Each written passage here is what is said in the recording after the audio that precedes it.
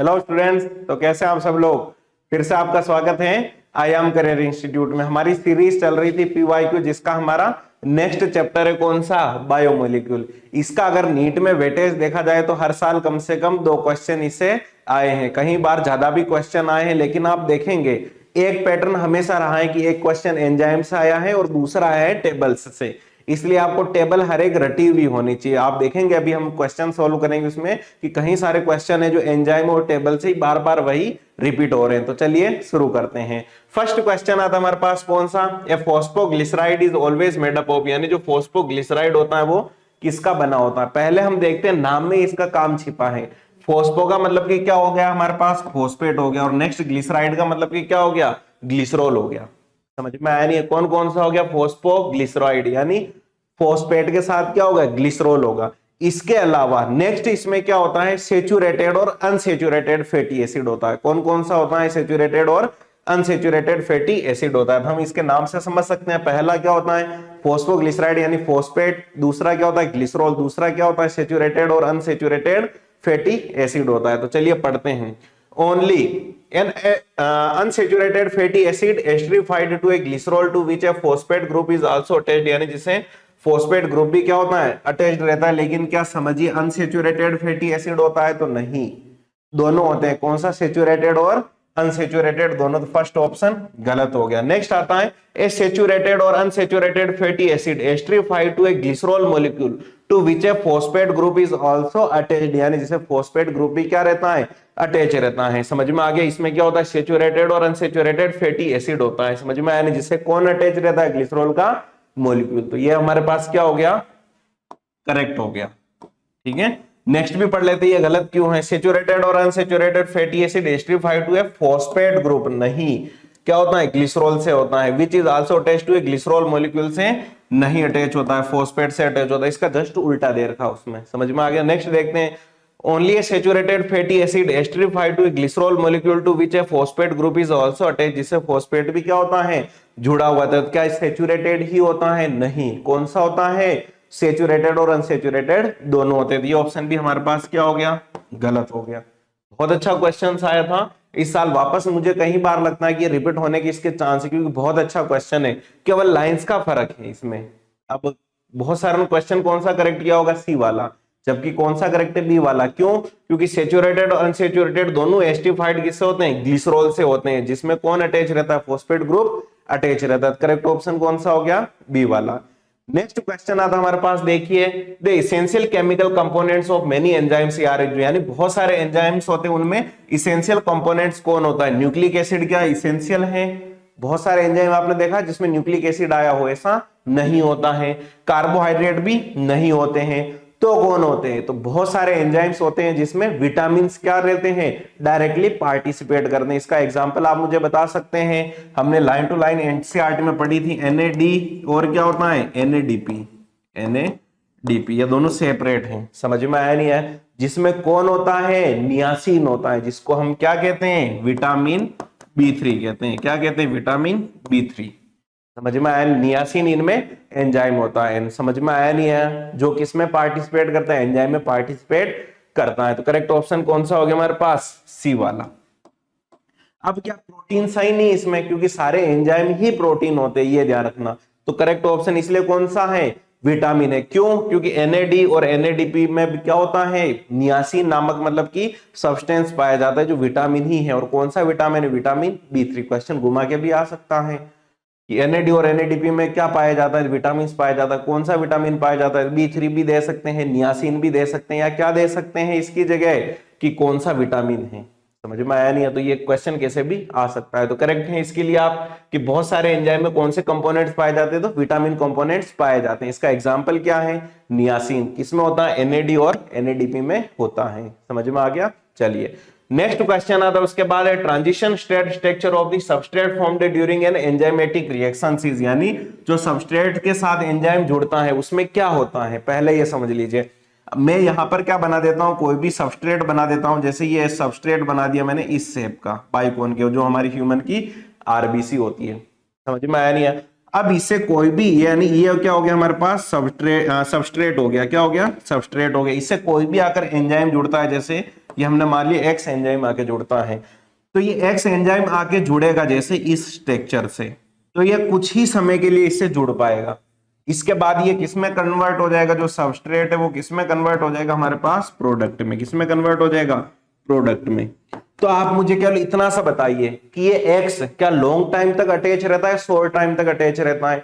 तो सीधी सी बात है कि इसको ऐसे लाखों मॉलिक्यूल होते हैं जिसके साथ जुड़ना होता है। अगर ये एक एक घंटे या एक एक मिनट भी एक एक के पास रहेगा तो कितना टाइम कंज्यूम कर लेगी कोई भी रिएक्शन, इसलिए बहुत ही कम समय के लिए अटैच रहता है। समझ में आया नहीं है। दूसरा क्या टेम्पररी बनता है, परमानेंट बनता है। तो ये हमारे पास क्या बनता है, टेम्पररी बनता है, यानी कुछ ही समय के लिए बनता है और वहां से फिर हटके चला जाता है। तो क्या होता है बताइए, ये परमानेंट होता है, ये परमानेंट नहीं होता है। अनस्टेबल होता है, ये तो सही है कि कुछ ही टाइम के लिए बनता है। दूसरा आता है ट्रांजिशेंट एंड अनस्टेबल, तो ये हमारे पास क्या है, करेक्ट है कि कुछ ही समय के लिए बनता है, यानी पार्शियल टाइम के लिए बनता है, क्षणिक, यानी एक पॉइंट के लिए केवल, ये मान लीजिए आप, समझ में आ गया। और अनस्टेबल होता है, स्ट्रक्चर फिक्स नहीं होता, ये परमानेंट नहीं होता है और ये स्टेबल भी नहीं होता है। करेक्ट स्टेटमेंट कौन सा हो गया हमारे पास, बी वाला, कि जो सबस्ट्रेट किससे जुड़ता है, एंजाइम से, यानी एंजाइम जो सबस्ट्रेट से जुड़ता है वो पार्शियल टाइम के लिए जुड़ता है और वो अनस्टेबल स्ट्रक्चर होता है। करेक्ट ऑप्शन कौन सा हो गया हमारे पास, बी वाला। नेक्स्ट क्वेश्चन आता है इसके बाद हमारे पास, the most abundant intracellular cation is. ये क्वेश्चन अब दो बार आ सकता है। इस बार एक्स्ट्रा सेलुलर पूछ सकता है, सेल के बाहर कौन सा होता है और सेल के अंदर कौन सा होता है। तो आप सीधा सा स्ट्रक्चर याद रखना, ये इस टाइप का, समझ में आ गया कि अगर सेल के अंदर पूछें तो इंट्रासेलुलर होता है पोटेशियम। कौन होता है, पोटेशियम। ये कौन सा हो गया, इंट्रासेलुलर। कौन सा हो गया, इंट्रासेलुलर। लेकिन अगर क्वेश्चन ये पूछ लिया जाए कि एक्स्ट्रा सेलुलर कौन सा है, तो एक्स्ट्रा सेलुलर कौन है हमारे पास, सोडियम होता है। कौन होता है, सोडियम क्या होता है, एक्स्ट्रा सेलुलर होता है। समझ में आया नहीं आया। अगर किसी भी सेल के स्ट्रक्चर पे बारे में पूरा पूछा जाए कि एक्स्ट्रा सेलुलर कैटाइन कौन है, तो सोडियम है। इंट्रासेलुलर कौन है, तो पोटेशियम है। कैल्शियम कहां पाया जाता है, कैल्शियम हमारी बोन्स में पाया जाता है और टीथ में पाया जाता है। समझ में आ गया। नेक्स्ट H+ आयन कहां पाया जाता है, H+ आयन आपने देखा होगा कि जो हमारी किडनी का स्ट्रक्चर होता है, ये कौन सा हो गया, पीसीटी, हैंडल लूप, डीसीटी और कलेक्टिंग डक्ट। सो आपने यहां से देखा होगा H+ आयन एंटर करते हैं ताकि दूसरे पॉजिटिव आयन बाहर निकल सके। तीसरे नंबर पर आता है पोटेशियम, सही है, इंट्रासेलुलर। और फोर्थ आता है कौन सा, सोडियम क्या होता है, एक्स्ट्रा सेलुलर होता है। करेक्ट ऑप्शन कौन सा हो गया हमारे पास, सी वाला, कि जो पोटेशियम होता है वो क्या होता है, इंट्रासेलुलर होता है। सोडियम क्या होता है, एक्स्ट्रा सेलुलर होता है। करेक्ट हो गया। इसके बाद नेक्स्ट क्वेश्चन आता है हमारे पास कौन सा, मैक्रोमोलिक्यूल जो काइटिन होता है, क्या होता है, जो मैक्रोमोलिक्यूल काइटिन होता है वो किसका बना होता है। समझ में आ गया। इससे पहले हम ये समझ लेते हैं कि काइटिन क्या है। तो काइटिन हमने ये पढ़ा था कि जितना भी आर्थ्रोपोडा का ग्रुप है, जिसको हम हेक्सापोडा भी कहते हैं, यानी उसमें 6 पैर होते हैं और जॉइंट अपेंडिक्स होते हैं, यानी जॉइंट लेग्स होते हैं। समझ में आ गया। 3 पैर लेग्स होते हैं हेक्सापोडा, यानी 6 टोटल लेग्स होते हैं। तो उनमें जो एक्सोस्केलेटल बनता है, क्या बनता है, एक्सोस्केलेटल बनता है, वो किसका बनता है, काइटिन का बनता है। समझ में आया नहीं है। तो जो एक्सोस्केलेटल काइटिन का है, अब उस काइटिन के अंदर क्या क्या सब्सटेंस होते हैं, तो ये हमने सीधी सी लाइन पढ़ी थी कि उसमें नाइट्रोजनस भी कंपाउंड होते हैं। क्या होते हैं, नाइट्रोजन युक्त कंपाउंड भी होते हैं। इसके अलावा क्या होता है, पहला ये बता दीजिए मुझे कि काइटिन क्या है। एक टाइप का कार्बोहाइड्रेट है, प्रोटीन है या फैट है। समझ में आया नहीं है। तो सबसे पहले अगर हम इसमें देखते हैं तो काइटिन हमारे पास किस में आता है, सैकेराइड्स में आता है। किस में आता है, सैकेराइड में आता है। तो हम सीधा सा याद रखना है कि जो नाइट्रोजन कंटेनिंग सैकेराइड होते हैं, कौन होते हैं, नाइट्रोजन कंटेनिंग सैकेराइड होते हैं, उसमें कौन पाया जाता है, काइटिन होता है। काइटिन के अंदर मतलब ये पाए जाते हैं। तो पहला, फॉस्फोरस कंटेनिंग पॉलीसैकेराइड होते हैं, नहीं। सल्फर भी नहीं होते और सिंपल पॉलीसैकेराइड भी या नहीं है। मैक्रो, इसका मतलब ये कॉम्प्लेक्स होते हैं। तो क्या होता है कि जो नाइट्रोजन कंटेनिंग जितने भी पॉलीसैकेराइड हैं उन सब में क्या होता है, काइटिन होता है। समझ में आ गया। यानी काइटिन के अंदर ही कौन पाए जाते हैं, नाइट्रोजन कंटेनिंग पॉलीसैकेराइड होते हैं। क्वेश्चन यहां से भी आ सकता है कि पॉलीसैकेराइड का एग्जांपल कौन सा है, या नाइट्रोजन कंटेनिंग कौन होता है, कौन होता है, काइटिन होता है। काइटिन कहां होता है, तो जितने भी हमारे पास कौन होते हैं, आर्थ्रोपोडा होते हैं, उनके एक्सोस्केलेटल बनता है। कंप्लीट है। इसके बाद नेक्स्ट क्वेश्चन आता है हमारे पास, select the option which is not correct with respect to enzyme action. यानी जो एंजाइम का एक्शन होता है उसके रेस्पेक्ट में कौन करेक्ट नहीं है, इसमें हमें पूछा है इनकरेक्ट। क्या बताना है? इनकरेक्ट की कौन सा गलत है। तो चलिए शुरू करते हैं। Substrate bind with enzyme it it's active site, यानी जो सबस्ट्रेट बाइंड करता है एंजाइम के साथ, यानी हमने मान लिया था कि बाइकॉन्केव शेप का हम सबस्ट्रेट ले लेते हैं और ये एक्सरसाइज का हम क्या ले लेते हैं, कोई भी एंजाइम ले लेते हैं। तो क्या ये इसकी एक्टिव साइट पर काम करेगा, इनएक्टिव पर? तो सीधी सी बात है, एक्टिव साइट पर जुड़ता है तभी तो वो आगे काम कर पाएगा। तो ये ऑप्शन हमारे पास करेक्ट हो गया। समझ में आ गया।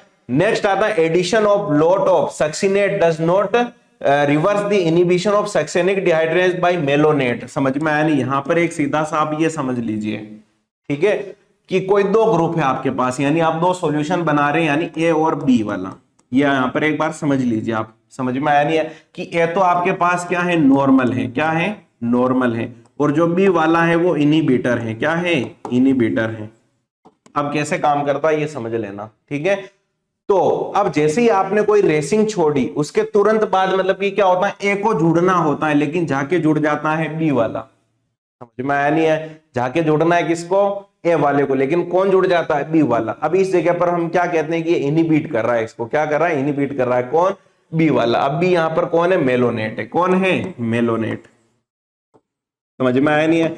ये इनिबिट का काम करता है। तो ये कह रहा है कि addition of lot of succinate does not reverse the inhibition of succinic dehydrogenase by malonate, यानी ये कह रहा है कि अगर आपने बहुत सारा ए वाला डाल दिया, कौन? सक्सिनेट। समझ में आया नहीं है? बहुत सारा सक्सिनेट अगर डाल दिया तो भी बी वाला ही काम करेगा। क्या ये गलत है या सही है? तो ये बिल्कुल ही गलत है। समझ में आया नहीं है? गलत कैसे हैं, इसको ऐसे समझ लीजिए कि आपके पास दो कंटेनर भरे हैं। कौन भरे? दो कंटेनर भरे। इसको मैं इजीली आपको समझा देता हूं, ठीक है। जैसे एक मैं और एग्जांपल ले लेता हूं किसका, वैसे ऐसे रिएक्शन पॉसिबल नहीं होती, पर मैं एग्जांपल के लिए बता रहा हूं। इसको आप प्रैक्टिकल लाइफ में मत मान लेना कि आपके पास ये कौन सा ग्रुप है, क्लोराइन का। बहुत सारा क्लोराइन आपने यहां पर डाल रखा है।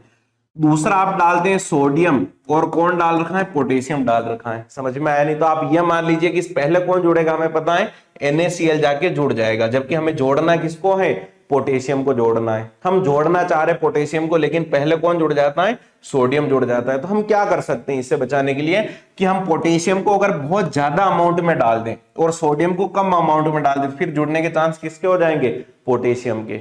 समझ में आया नहीं है? फिर उसके बाद मतलब कि कौन डोमिनेंट हो जाएगा, पोटेशियम। ये डोमिनेंट नहीं रह पाएगा। तो यही कह रहा है ये कि अगर बहुत सारा सक्सिनेट, यानी सक्सिनेट कौन है, पोटेशियम, और ये मान लिया हमने मेलोनेट, तो ये करेक्ट ऑप्शन कौन सा हो गया हमारे पास, बी वाला गलत है।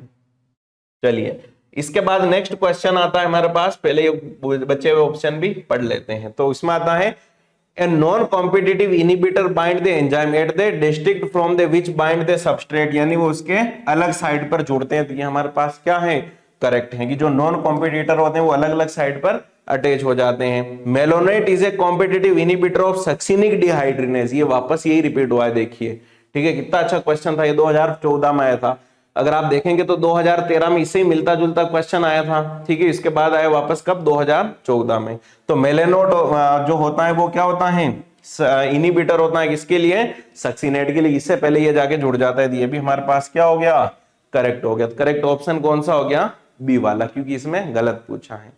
इसके बाद नेक्स्ट क्वेश्चन आता है हमारे पास, the chitinous exoskeletal of Arthropoda is formed by the polymerisation of, यानी जो काइटिनस एक्सोस्केलेटल होता है वो किसके पॉलीमराइजेशन से बनता है। पहला आता है एन एसिटाइल ग्लाइकोसेमिन या लाइपोग्लाइकेंस, या मतलब कि क्या होता है किरेटिन सल्फेट एंड कॉन्ड्रोइन सल्फेट। और नेक्स्ट कौन सा आता है, डी ग्लाइकोसेमिन। ये लाइट रिफ्लेक्ट करता है इसलिए पूरा नहीं दिखता है, ऐसा नहीं कि मैं पढ़ नहीं पा रहा हूं, ठीक है।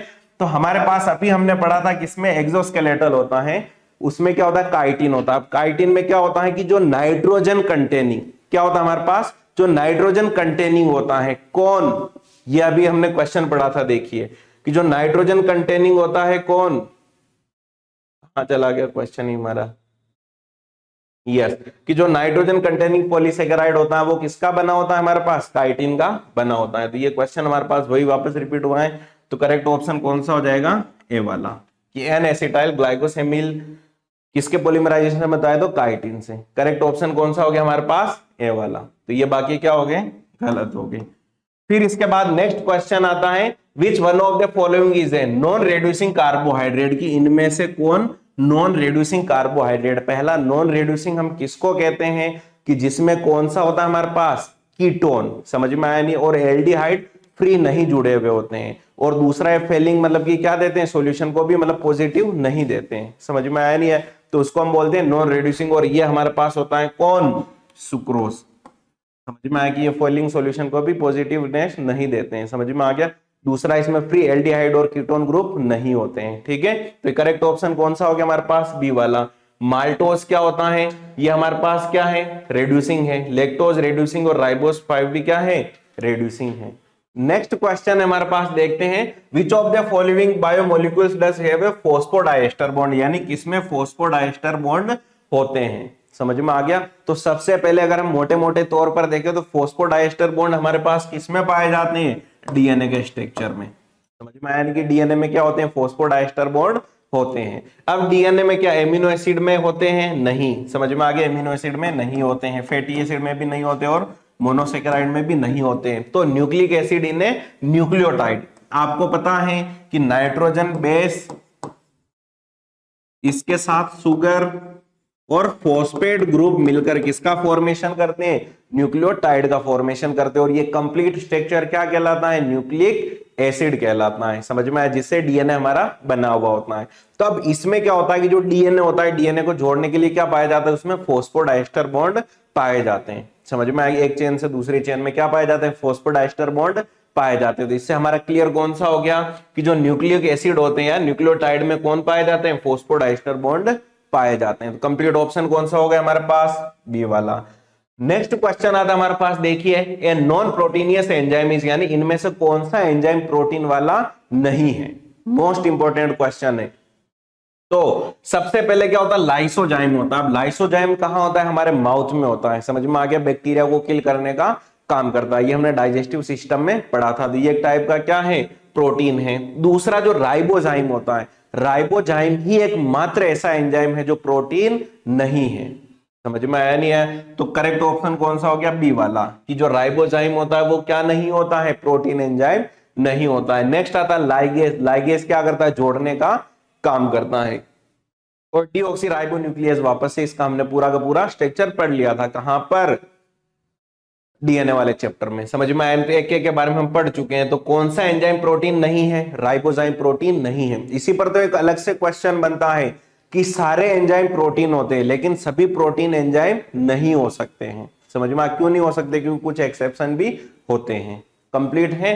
तो चलिए नेक्स्ट क्वेश्चन आता है, which of the following describe the given graph correctly, यानी कौन सा करेक्टली ग्राफ दिया गया है। इसको देखकर, डायग्राम को देखकर आपका क्वेश्चन क्लियर हो जाना चाहिए कि जब एंजाइम नहीं था, यानी मैं यहां पर लिख सकता हूं विदाउट एंजाइम, यानी जब एंजाइम नहीं था तो यह कंडीशन थी कि इसमें एक्टिवेशन एनर्जी ज्यादा लग रही थी। यानी आप समझिए एक नाव चल रही है पानी में, समझ में आ गया। अब अगर वो नाव है तो नाव में पहले कोई भी जनरेटर वगैरह लगा हुआ नहीं है। अगर आपने जैसे उसमें जनरेटर लगाया तो उसकी स्पीड, वो रफ्तार तेज पकड़ लेगी। तो आप बताइए पहले जैसी स्पीड रही क्या, नहीं रही, समझ में आया नहीं आया। पहला, यानी एक तो हो गया किसके, कोई भी बाहर से कोई इफेक्ट, यानी आपने ये समझो उस पर एंजाइम डाल दिया, कौन, जनरेटर, जिससे रिएक्शन क्या होगी, तेज हो गई। दूसरा, आपने उस पर और ज्यादा वजन डाल दिया और उसके जो मतलब कि वो नाव को आगे खिसकाने वाले होते हैं वो भी हटा दिए।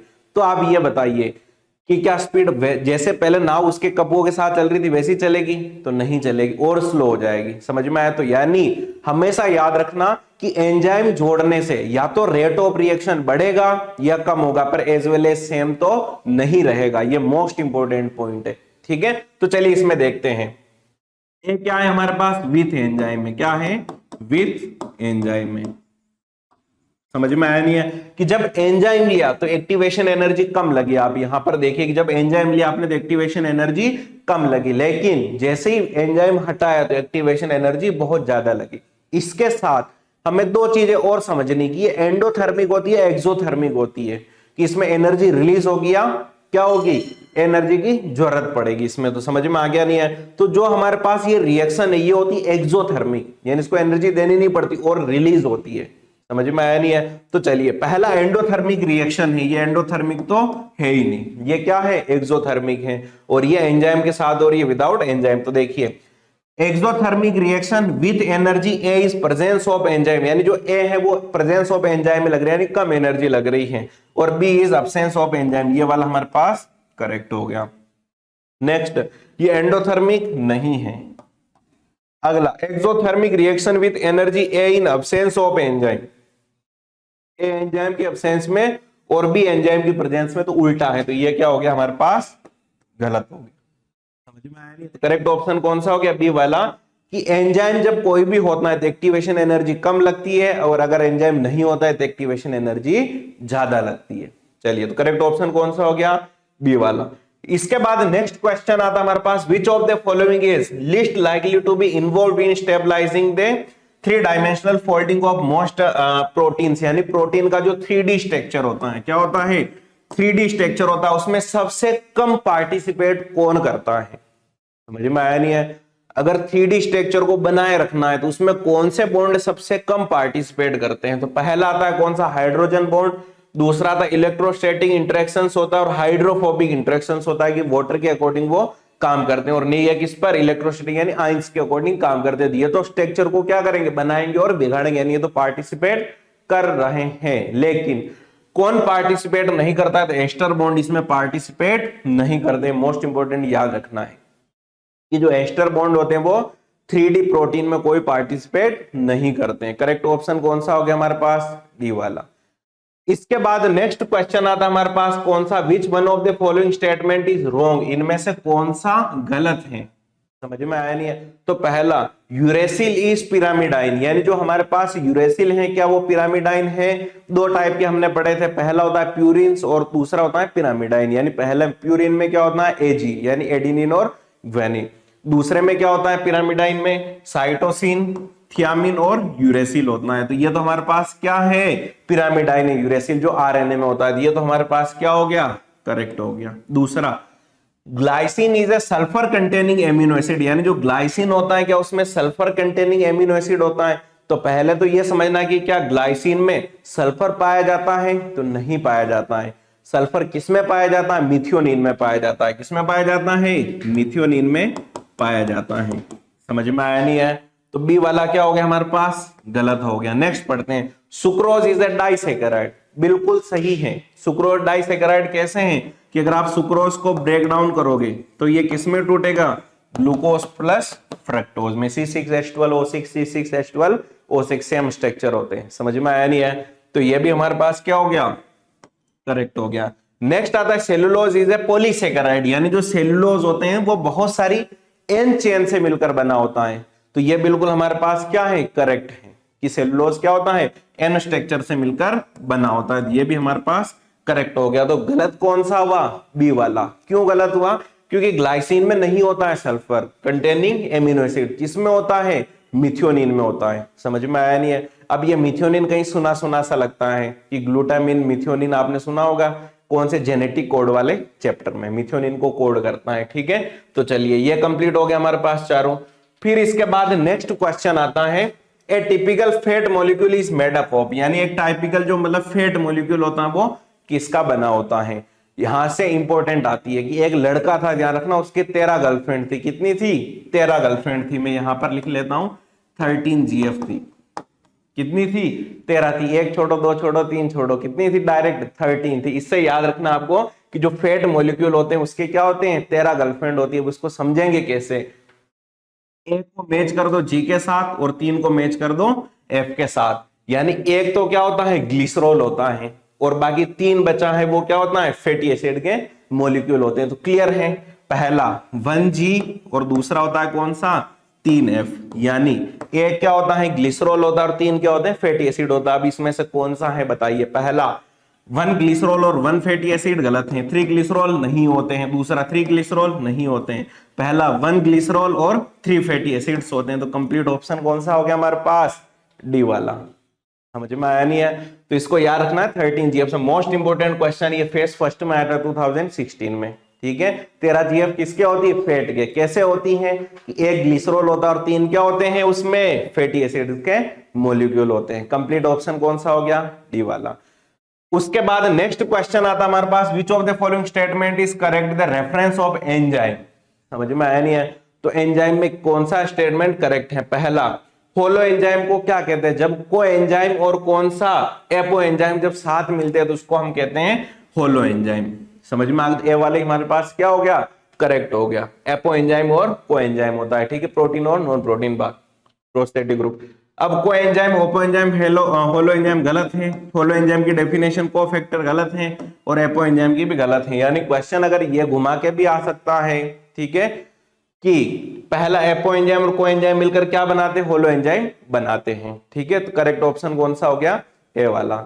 उसके बाद नेक्स्ट क्वेश्चन आता है हमारे पास, which of the following are not polymeric, यानी इनमें से कौन सा स्ट्रक्चर पॉलीमेरिक नहीं है।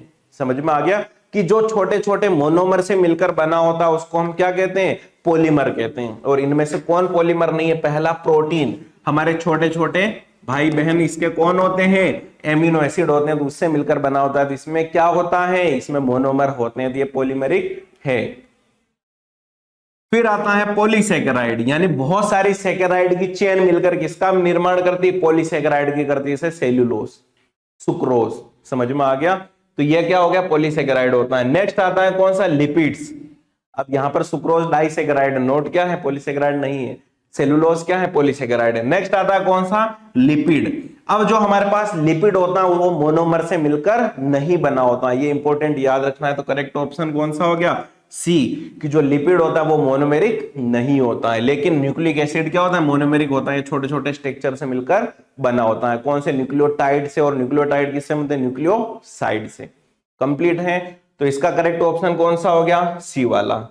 फिर इसके बाद नेक्स्ट क्वेश्चन आता है हमारे पास, दे टू फंक्शनल ग्रुप और कैरेक्टरिस्टिक ऑफ सुगर्स आर, यानी अगर आप जितने भी सुगर्स देखेंगे, पॉलीसेकेराइड, डाइसेकेराइड या मोनोसेकेराइड, ग्लूकोज वगैरह देखेंगे, उसमें सबसे ज्यादा आपको दो ग्रुप मिलेंगे। पहला कार्बोनिल ग्रुप और दूसरा मिलता है कौन सा? Hydroxyl group. समझ में आ गया? तो पहला कार्बोनिल के साथ क्या? फॉस्फेट होता है। फॉस्फेट हमारे किस में होता है? न्यूक्लिक एसिड में होता है। कार्बोनिल और मिथाइल ग्रुप इसमें नहीं होता है। हाइड्रोक्सिल और मिथाइल नहीं होता है। कौन सा होता है हमारे पास? कार्बोनिल और हाइड्रोक्सिल ग्रुप किसमें होते हैं? सुगर्स में होते हैं। तो करेक्ट ऑप्शन कौन सा हो गया? डी वाला। फिर उसके बाद नेक्स्ट क्वेश्चन आता है हमारे पास, the Golgi complex participate in, यानी गोल्जी कॉम्प्लेक्स किसमें पार्टिसिपेट करते हैं? पहला तो हमें यह पता होना चाहिए कि जो गोल्जी कॉम्प्लेक्स है वो double membrane bounded cell organ है। समझ में आ गया? गोल्जी कॉम्प्लेक्स में क्या होती है? डबल मेम्ब्रेन होती है। उसके अलावा क्या बैक्टीरिया में रेस्पिरेशन का काम करता है? तो यह नहीं करता है, सीधी सी बात है, झूठ क्यों बताऊं आपको, ठीक है। दूसरा, फॉर्मेशन ऑफ सीक्रेटरी वेसिकल्स, क्या ये सीक्रेटरी वेसिकल्स का फॉर्मेशन करता है? तो बिल्कुल करता है। अब ये सीक्रेटरी वेसिकल्स क्या काम करती हैं? कि एक सेल से दूसरी सेल को जोड़ने में, दूसरा सेल के अंदर ही, अगर आप ये सोचोगे कि अगर सेल है ये कोई भी, ये डबल मेम्ब्रेन बाउंडेड हो गया गोल्जी एपरेटस। अब इसमें यहां अगर कोई भी सब्सटेंस इसको यहां से लगाकर आपको यहां भेजना है तो उसको भेजने में किसकी जरूरत पड़ेगी? सीक्रेटरी वेसिकल्स की जरूरत पड़ेगी। छोटे छोटे पाउच के जैसे, जो हार्मोन से लगाकर बाकी सारी चीजों को क्या करते हैं? ट्रांसपोर्ट करते हैं। तो गोल्जी कॉम्प्लेक्स किसमें पार्टिसिपेट करता है? सीक्रेटरी वेसिकल्स में पार्टिसिपेट करता है। दूसरा, क्या फैटी एसिड को ब्रेक डाउन करता है? तो नहीं। और एक्टिवेशन ऑफ एमिनो एसिड को भी नहीं काम करता है। कंप्लीट है। सबसे ज्यादा फोकस करना इन्हीं क्वेश्चन पर, और क्वेश्चन नया भी इन्हीं से बनेगा। मैं एग्जाम के बाद आपको बताऊंगा कि देखिए यहां से कितने क्वेश्चंस बने हैं, ठीक है। फिर इसके बाद आता है DNA participation out of a mixture of biomolecules can be achieved by A treatment with. समझ में आया नहीं है? डीएनए जो क्या होता है? प्रिसिपिटेशन होता है। अगर आपने पढ़ा होगा कि डीएनए को अलग करने का एक मेथड होता है, सबसे पहले एक बनाना लीजिए, उसको क्या करना है कि जो वॉशिंग पाउडर होता है, कुछ भी साबुन वगैरह होता है, अच्छे तरीके से क्या करना है? मेश करना है। जैसे ही मेश किया आपने, फिर किसी भी मतलब कि क्या कर लेते हैं, उसको कटोरी वगैरह में ले लेते हैं। फिर उसमें क्या करते हैं हम? क्या डालते हैं कि डीएनए उसमें सेपरेट होने लगता है। तो ध्यान, उसमें चिल्ड इथेनॉल मिलाते हैं। 12वीं में आपने खूब एक्सपेरिमेंट किया होगा कि किसमें, यानी बनाना को मेश करने के बाद चिल्ड इथेनॉल मिलाने से उसमें डीएनए सेपरेशन हो जाता है। कौन आता है? Chilled ethanol. इथेनॉल वही है शराब वाली, लेकिन ना कंसंट्रेटेड है काफी ज्यादा। जो हम पीते हैं वो इथेनॉल ही है। अगर किसी को मिथेनॉल पिला दी जाए, ध्यान रखना, तो वो अंधा हो जाएगा। इसीलिए तो कई बार आपने देखा होगा कि जो नॉर्मल शराब बनती है उस शराब में अगर वो पूरी पकी हुई नहीं होती तो वो क्या बन जाती, इथेनॉल की जगह मिथेनॉल बन जाती और लोग उससे क्या हो जाते, अंधे हो जाते हैं सीधे के सीधे। समझ में आ गया। जो कच्ची शराब होती है उसी से आपने देखा होगा 80 की जान गई, 70 की जान गई एक साथ पीने से, यानी जिन्होंने पी सारे सारे निपट गए। लेकिन जो जनरली पीते हैं वो कौन सा पीते हैं, इथेनॉल। लेकिन क्या ये डायरेक्ट इथेनॉल पी सकते हैं, नहीं, इसमें थोड़ा पानी मिलाना जरूरी है। समझ में, क्वार्टर पैक बनाना क्या है, जरूरी है। तो ये क्या हो गया, चिल्ड इथेनॉल मिलाते हैं डीएनए में, ताकि क्या हो जाता है, वो डीएनए अलग हो जाता है।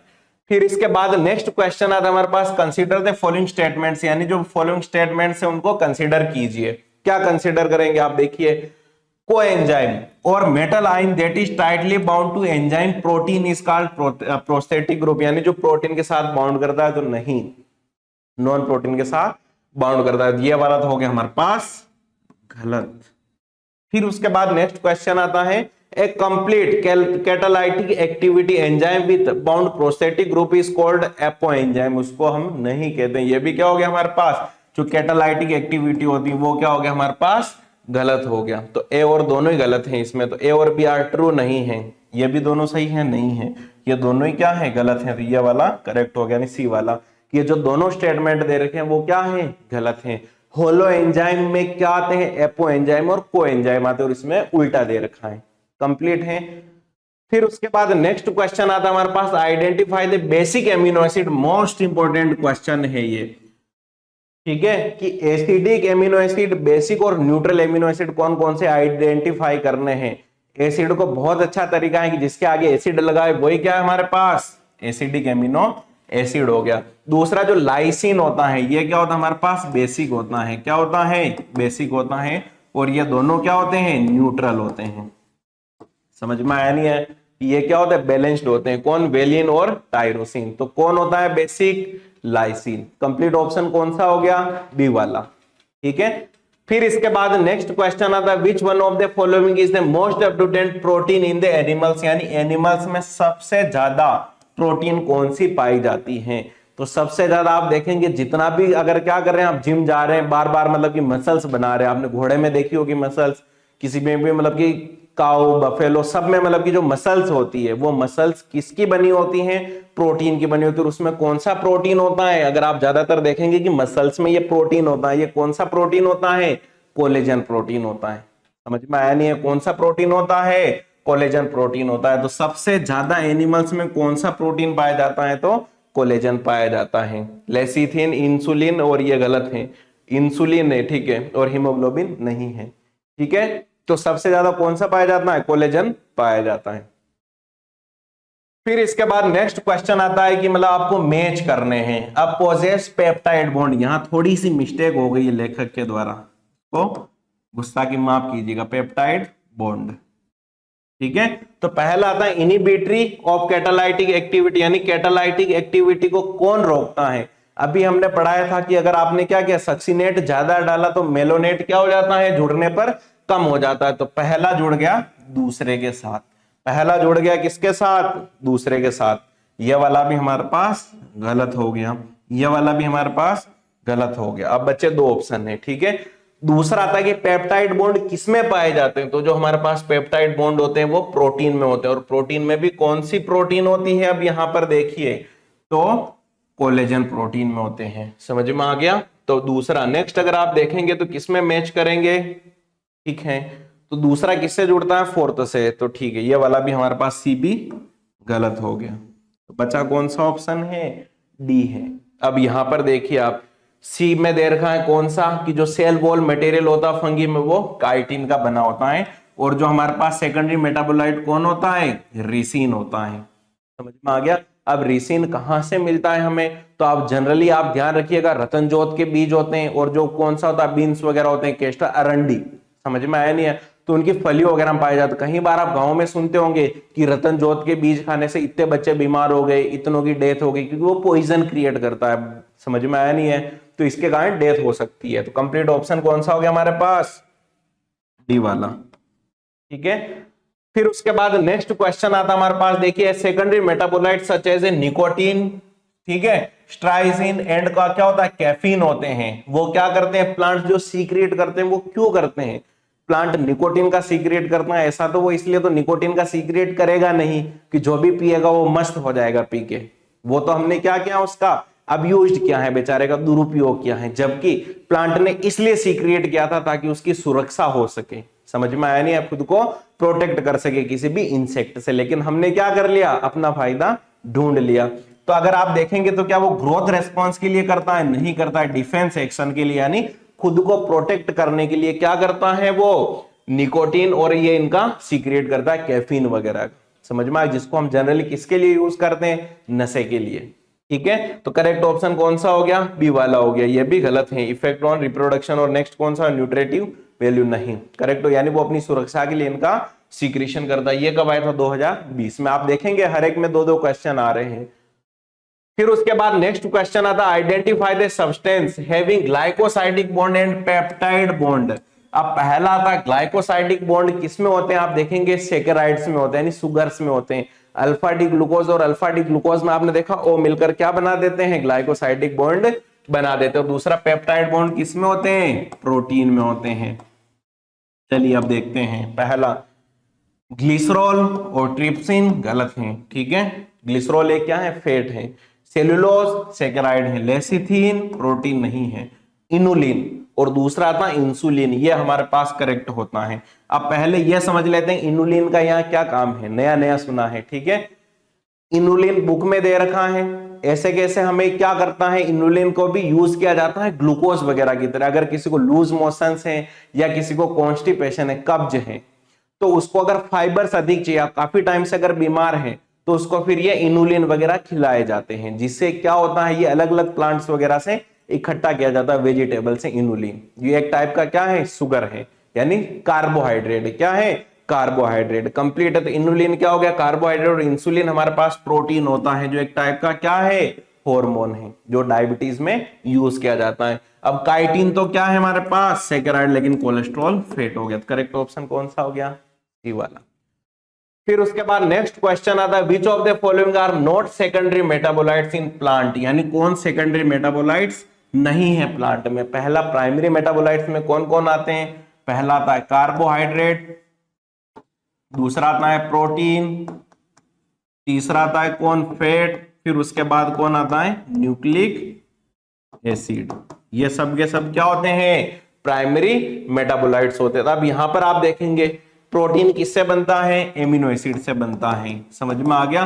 ग्लूकोज किससे बनता है, कार्बोहाइड्रेट में ही आता है। समझ में आया नहीं है, तो एमिनो एसिड और ग्लूकोज किसका पार्ट हो गए, ये पार्ट हो गए किसका, प्राइमरी मेटाबोलाइट्स का। बाकी जो बचे हैं विन ब्लास्टिन, कर्क्यूमिन जो हल्दी वगैरह से निकाली जाती है और इनका दवाइयों में यूज किया जाता है। रबर और गम्स भी किसका है, सेकेंडरी का, और लेकिन ये ना पॉली है स्ट्रक्चर। मॉर्फिन और कोडीन जो ड्रग्स होती है हमारे पास, समझ में आया नहीं है, इनका भी यूज किया जाता है। करेक्ट ऑप्शन कौन सा हो गया, ए वाला। ठीक है, फिर उसके बाद नेक्स्ट क्वेश्चन आता हमारे पास वापस से मैच करने का है। देखिए protein, unsaturated fatty acid, nucleic acid और पॉलीसेकेराइड। इधर हम पढ़ते हैं सी डबल बॉन्ड आता है, फॉस्फोडाइस्टर बॉन्ड आता है, ग्लाइकोसाइडिक बॉन्ड आता है और पेप्टाइड बॉन्ड होता है। सीधा सा मैं बताता हूं, पेप्टाइड बॉन्ड किसके बीच में होते हैं, प्रोटीन के बीच में होते हैं, यानी ए में हो गया फोर्थ, ए में हो गया फोर्थ। पहले वाला भी आप देखिए गलत है, बी वाला भी गलत है। अब जो बच्चे उनको देख लेते हैं हम। तो पहला प्रोटीन में कौन सा होता है, पेप्टाइड बॉन्ड होता है, ये वाला हमारे पास करेक्ट हो गया। इसके बाद अनसेचुरेटेड फैटी एसिड, आपको टफ लग रहा है, पहले देख लीजिए न्यूक्लिक एसिड। न्यूक्लिक एसिड कहां होता है, हमारा जो डीएनए होता है वो न्यूक्लिक एसिड होता है, उसमें कौन से बॉन्ड पाए जाते हैं, फॉस्फोडाइस्टर बॉन्ड पाए जाते हैं। सी में हो गया सेकंड, सी में हो गया सेकंड, ये सी में हो गया सेकंड, यानी ये भी गलत। ठीक है, अनसेचुरेटेड फैटी एसिड में क्या होता है हमारे पास, कार्बन डबल बॉन्ड होता है। और इसके अलावा इसमें कौन सा, पॉलीसेकेराइड में कौन से होते हैं, तो पॉलीसेकेराइड में कौन से होते हैं, ग्लाइकोसाइडिक बॉन्ड होते हैं, जैसे अल्फा डी ग्लूकोज और अल्फा डी ग्लूकोज में। समझ में आ गया। पेप्टाइड बॉन्ड किस में होते हैं, प्रोटीन में होते हैं।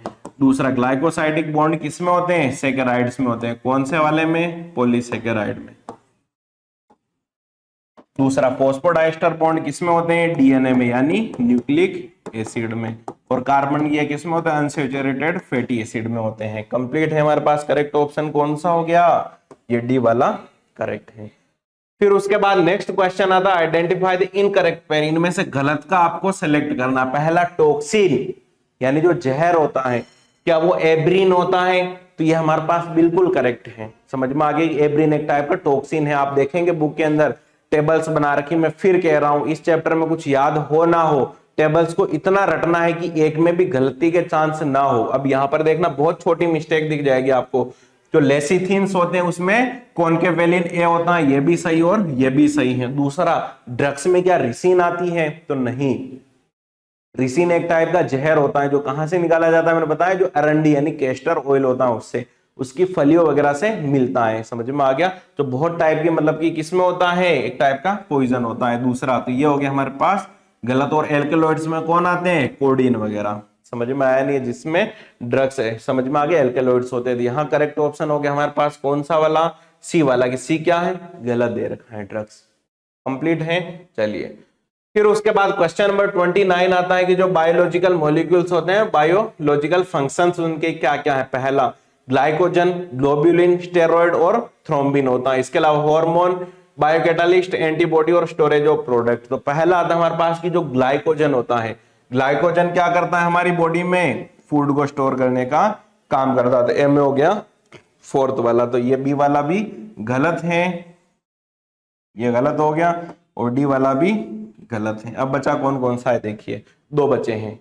इसके बाद आता है जो ग्लोब्यूलिन होती है। ग्लोब्यूलिन आपने पढ़ा होगा, IgA, IgG, IgA, इसके बाद D, G, E और M होती है। तो ये किसका काम करती है? एंटीबॉडी फॉर्मेशन का काम करती है। तो बी में कौन सा हो गया हमारे पास? थर्ड हो गया। तो ये भी गलत हो गया। बचा कौन सा है? सी वाला। अब जो स्टेरॉइड्स होते हैं हमारे पास, स्टेरॉइड क्या होते हैं हमारे पास? अगर स्टेरॉइड्स को देखा जाए तो बायोकैटालिस्ट होते हैं। अगर सी में कौन सा हो गया हमारे पास? फर्स्ट वाला। ठीक है, स्टेरॉइड सॉरी हार्मोन दो टाइप के होते हैं, और जो थ्रोम्बिन होती है वो क्या होती है? बायोकैटालिस्ट होती है। इसमें कौन सा आ गया? सेकंड आ गया। समझ में? स्टेरॉइड दो टाइप के हार्मोन पढ़े थे हमने, कौन कौन से? स्टेरॉइड और प्रोटीन हार्मोन। समझ में आ गया, जिसमें एस्ट्रोजन, प्रोजेस्टेरोन, टेस्टोस्टेरोन क्या आते हैं? स्टेरॉइड हार्मोन आते हैं। तो कंप्लीट कौन सा हो गया? सी वाला ऑप्शन करेक्ट हो गया। देखिए मेरे से भी कहीं ना कहीं मिस्टेक हो जाती है, इसलिए कितना इसमें सक्रियता से होना जरूरी है। फिर इसके बाद नेक्स्ट क्वेश्चन आता है, रिसेंट 2022 का क्वेश्चन है। A dehydration reaction links two glucose molecule to produce maltose, यानी जो क्या करता है? माल्टोस को प्रोड्यूस करता है। अगर ग्लूकोज का फॉर्मूला C6H12O6 है, तो इसका माल्टोस का फॉर्मूला क्या होगा? अब बहुत सारे बच्चों ने देखा ये आउट ऑफ सिलेबस आ गया। आउट ऑफ सिलेबस का मतलब ये है कि आज तक किसी ने फॉर्मूला पर ध्यान ही नहीं दिया था। सीधा सा ग्लूकोज का याद किया, सुक्रोज का याद किया, और सीधा सा याद कर लिया कि ग्लूकोज के जैसे फ्रक्टोज होता है। लेकिन ध्यान रखना, माल्टोस में आप बहुत सारों ने क्या किया कि C6H12O6 दो को जोड़ेंगे, इन दोनों को जोड़ दिया तो बहुत सारा फॉर्मूला अपना क्या बनाया? C12H22 और O11, जबकि ये क्या है हमारे पास? बिल्कुल सही है। समझ में आया नहीं? क्योंकि एक ऑक्सीजन क्या हो जाएगा यहां से? रिलीज हो जाएगा। तो C12H22O11। तो जिन्होंने यहां से क्या हटा दिया? एक ऑक्सीजन हटा दिया, उनका सही हो गया। C12H22O11 किसका फॉर्मूला होता है? माल्टोस का फॉर्मूला होता है। फिर उसके बाद नेक्स्ट क्वेश्चन आता है हमारे पास, read the following statement on lipids and find out the correct set of statements, यानी इनमें से कौन कौन से हमारे पास करेक्ट है। पहला, जो लेसिथिन होता है वो प्लाज्मा मेम्ब्रेन में फाउंड होता है ग्लाइकोलिपिड के फॉर्म में। ठीक है, lecithin found in the plasma membrane is a glycolipid होता है। गलत है बिल्कुल। ठीक है, लेसिथिन नहीं होता है। दूसरा, saturated fatty acid possess one और मोर C+O बॉन्ड। ध्यान रखना ये अनसेचुरेटेड में होता है। किसमें होता है? अनसेचुरेटेड में होता है। अभी तो हमने क्वेश्चन किया था, तुम फिर भूल गए। ये देखो, अनसेचुरेटेड फैटी एसिड में C+O बॉन्ड होते हैं। फिर उसके बाद नेक्स्ट क्वेश्चन आता है हमारे पास, तो ये भी क्या हो गया? गलत हो गया। अगला देखिए, ginger oil has lower melting point hence remain as a oil in winter, यानी इसका मेल्टिंग पॉइंट कम होता है, इसके कारण ये किसके जैसा रहता है हमेशा? तो ये हमेशा तेल के जैसा रहता है, जमता नहीं है। तो ये हमारे पास करेक्ट है बिल्कुल। अगला, lipids are generally insoluble in water, यानी अगर आप देखेंगे तो कोई भी ऑयल है वो वाटर में नहीं मिलता है। अगला, but soluble in some organic solvents, यानी लेकिन कुछ ऐसे ऑर्गेनिक सॉल्वेंट्स बनाए जाते हैं जिनमें सोल्यूबल होता है। ये भी हमारे पास क्या हो गया? करेक्ट हो गया। अगला, when fatty acid is esterified with glycerol monoglycerides are formed, यानी ये कह रहा है कि बहुत सारे फैटी एसिड को मतलब अगर एस्टरिफाइड किया जाए, एस्टर के साथ रिएक्शन किया जाए तो ग्लिसरॉल और क्या बनता है? ग्लिसरॉल के साथ किया जाए तो मोनोग्लिसरॉल्डिहाइड बनते हैं। तो ये भी हमारे पास करेक्ट हो गया। तो कौन कौन से हो गए देखिए, सी डी और ई, ए बी डी गलत हैं, सी डी सी गलत हैं, ए बी डी गलत हैं। हाँ अच्छा, यहाँ थोड़ी सी मिस्टेक है, देखिए ऑप्शन में थोड़ी मिस्टेक हो गई है, सी डी और ई, यहाँ पर ई आएगा। ये जो सी बना रखा है उसको हम क्या कर देंगे, इसको हम ई कर देंगे। देखिए ये ई है, एक तो दे रखा था, ठीक है, हमने गलत जोड़ दिया है, तो ये क्या होता है हमारे पास, करेक्ट ऑप्शन हो गया बी वाला। ठीक है, कि जो सी डी ई होता है, ये सी डी और ई तीनों के तीनों क्या है, करेक्ट हैं, बाकी दो गलत हैं। तो ये हमारे पास था कौन सा, बायोमोलिक्यूल्स चैप्टर था। अगर इसमें आप देखेंगे तो पर पोर्शन से कम 2 क्वेश्चन हर साल आए हुए हैं। ठीक है, तो इसको आप सोल्व कर लीजिएगा और जो भी प्रॉब्लम आए वापस पूछ लीजिएगा। आप सारे के सारे हम सोल्व कर रहे हैं इसी सीरीज में। अगर आपको प्रीवियस लेक्चर देखने हो तो आप क्या कर सकते हैं, प्ले लिस्ट में जाकर देख सकते हैं, आयाम की ऐप में भी और यूट्यूब पर भी। तो आज के लिए यहीं तक, तब तक के लिए बाय। बहुत ज्यादा सावधान रहे और क्या रहे, सतर्क रहे। कुछ भी हो तो क्या करें, 100 पर कॉल करें। Okay bye, have a nice day.